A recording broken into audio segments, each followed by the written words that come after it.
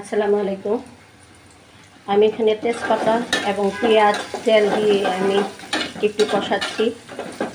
আজকে আমার রান্না করতে কিচ্ছু করে নাই, তারপরও রান্না করছি।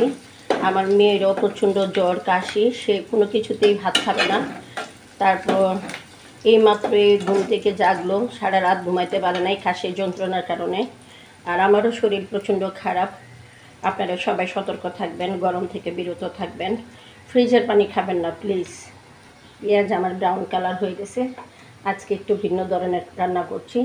এখানে আমি সব ধরনের মশলা দিয়ে আমার মাংসটাকে মাখিয়ে রেখেছিলাম। এই মাংসটা এখন আমি পেঁয়াজের সঙ্গে আমি দিয়ে দিচ্ছি।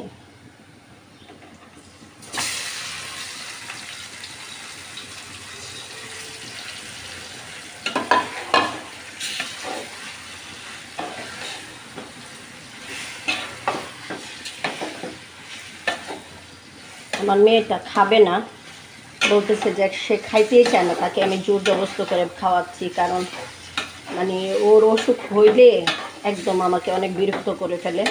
তাকে যদি একটু ডাকি সে মেজাজ গরম করে, মানে ওর ভালো লাগে না কাশির যন্ত্রণায়। তার জন্য আমি এখন মাংসটা তেলের মধ্যে ছেড়ে দিয়েছি। এখন কিছুটা ভাজা হোক, তারপর আমি কিছুটা 2টা আলু কেটে রেখেছি, সেই আলুটাও দিয়ে দিব। এখন আমি আলুগুলো দিয়ে দিব। এটার মধ্যে কিছুটা মশলা ছিল, সেই মশলাটাকে ধুয়ে তারপর আমি আলুগুলো দিয়ে দিচ্ছি। মাংস আর আলু একসাথে কষিয়ে নিচ্ছি। আপনাদের সাথে কথা বলতেও আমার অনেক কষ্ট হচ্ছে, তারপরে আমাকে একটু কথা বলতে হবে, আমি কথা বলছি। আমার মাংস এবং আলু ভাজছি, কষাচ্ছি। সে এক চুলার মধ্যে আমি ভাত রান্না করেছি, ভাতটা এখনও চুলাতে আছে, কমিয়ে বসে রেখেছি, মাছ দিয়েছি। তো এটা একটুখানি ভেজে নিই, ভেজে তারপরে একটু পানি দিয়ে দিব। বেশি পানি দিব না, কারণ একটু বোনা বোনা রান্না করবো যাতে ওর ভালো লাগে। ও আবার ঝোল খেতেই পছন্দ করে, কিন্তু আমি চাচ্ছি একটু আজকে আলু অল্প দিয়েছি, 2টা শুধু আলু দিয়েছি। ও আলু না দিলে খাবে না, তার জন্য আলুটা দিয়েছি।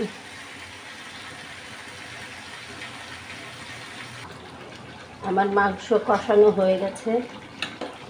আমার একটা অনুরোধ রইল, আমার ভাই বোনেরা, আমার মা খালারা, গরম থেকে বিরত থাকবেন এবং নর্মাল পানিটাও আস্তে আস্তে খাবেন। কারণ গরমের জন্য আমরা দ্রুত পানিটা খেতে চাই, কিন্তু সেই পানিটা আমাদের দ্রুতভাবে খেতে গেলে আমাদের যে পরে প্রবলেম হইতে পারে, সেটা গলার মধ্যে আটকে যেতে পারে। আস্তে আস্তে করে পানিটা খাবেন, তারপরে নর্মাল পানি খাবেন। গরম পানি খাওয়া ভালো, কিন্তু ঠান্ডা পানি খেলে ভিতরে গরম হয়ে যায়, মানে ঠান্ডা পানিটা খেলে ভিতরে গরম হয়ে যায়। আমরা ভাবি যে ঠান্ডা পানি খেলে আমাদের ভিতরে ঠান্ডা লাগবে, আসলে ঠান্ডা পানি খেলে আমার ভিতরটা মানে আমাদের ভিতরে গরম হয়ে যায়।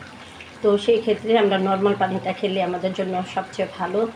তো আমি সবসময় আমার মা খালাদেরকে বলছি, আমার ভাই বোনদেরকে বলছি, আজকে প্রচণ্ড গরম, প্রচণ্ড রৌদ্র, মানে ঘরে থাকা যাচ্ছে না, রান্নাঘরে তো যাওয়াই যাচ্ছে না।